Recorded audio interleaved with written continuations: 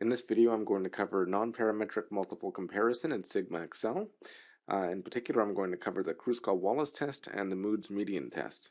Now, the example I'm going through is taken from the SigmaXL workbook, which you can download by clicking on the link in the description of this video.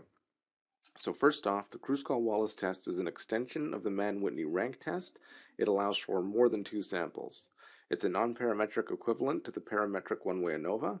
The null hypothesis is that all medians are equal, and the alternative hypothesis is that at least two medians are different. Now, for this example, we're using the customer data workbook.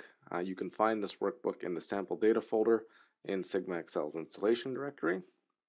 So once you have it open, you want to click on the Statistical Tools button and scroll down to Nonparametric Tests and click on, for the purposes of this example, the Kruskal-Wallis median test. Make sure all of your data is selected. Now, for this example, select Overall Satisfaction as your numeric data variable and select Customer Type as your group category and click OK. And you'll see that the results are displayed, and the p-value of 0.0000 tells us that we can reject the null hypothesis. At least one pairwise set of means are not equal. The Kruskal-Wallis statistic is based on comparing mean ranks for each group versus the mean rank for all observations. The z-value for customer type 3 is negative 1.56, the smallest absolute z-value.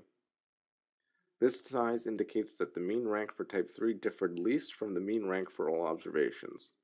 The z-value for customer type 2 is 4.53, which is the largest absolute z-value. This size indicates that the mean rank differed most from the mean rank for all observations.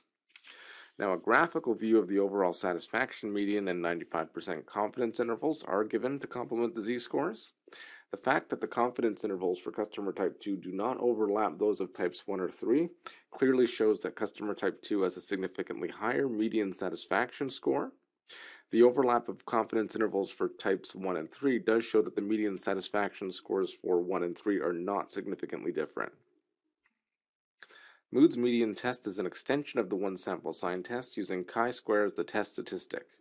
Like the Kruskal-Wallis test, Moods median test can be used to test the equality of medians from multiple samples.